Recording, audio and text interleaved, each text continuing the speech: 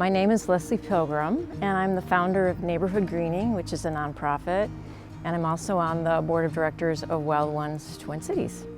Welcome to my native plant garden. I'm trying to show a balance between providing authentic habitat for wildlife, plus hopefully creating a space that people really resonate with and really enjoy.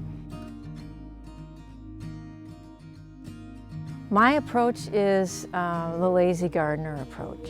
Think about Mother Nature. She doesn't do anything either. She doesn't rake up her forest, or she doesn't pick up twigs or whatnot. So I really try to emulate the natural world in my world.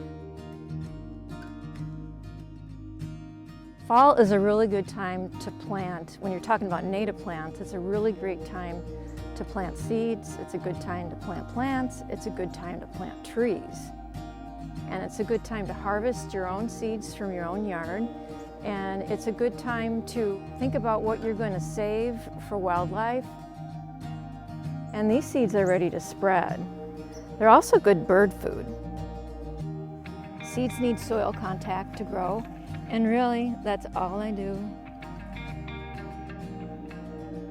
Just kind of cover it up a little bit, and there we go.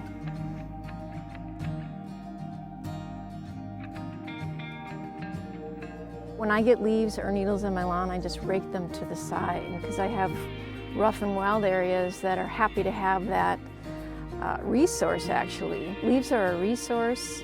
Not only are they a natural fertilizer, but they also are habitat.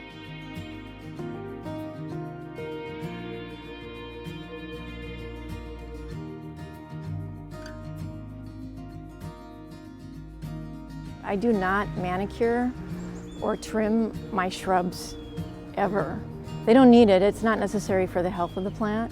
And I like them to become dense because when your shrubs become dense, again, they're nesting spots for birds. And they're really important actually to keep as is. Again, you're trying to emulate what's out there in the natural world. We have 400 different kinds of native bees in Minnesota, and they all need nesting areas. 30% of those natives actually nest in stem cavities.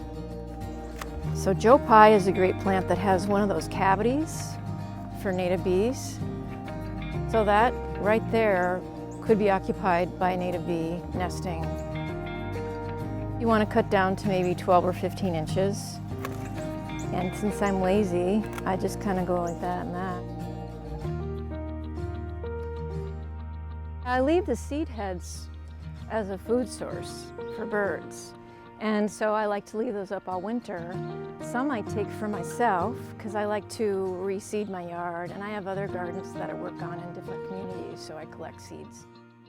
Fall is the best time to get into your garden to do planting of all kinds.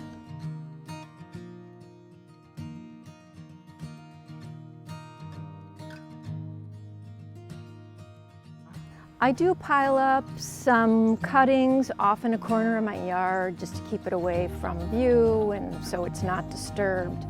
And that's really nice habitat for overwintering insects. I would really only put the native stalks that are stronger and aren't going to dissolve right away because I'm trying to create that kind of a structure in there. It gives them a little bit of protection from the elements, so like native soldier beetles might hang out in there for the winter. There are actually butterflies that need that kind of habitat to overwinter, either as the butterfly itself or in a cocoon state. Bumblebees like that kind of habitat too to overwinter in. So it's denser, so it's more protective for a cold winter. When you realize you're trying to create something authentically important, the meaning shifts of what your garden is. It's a pretty thing for me now and a really useful thing for all kinds of wildlife.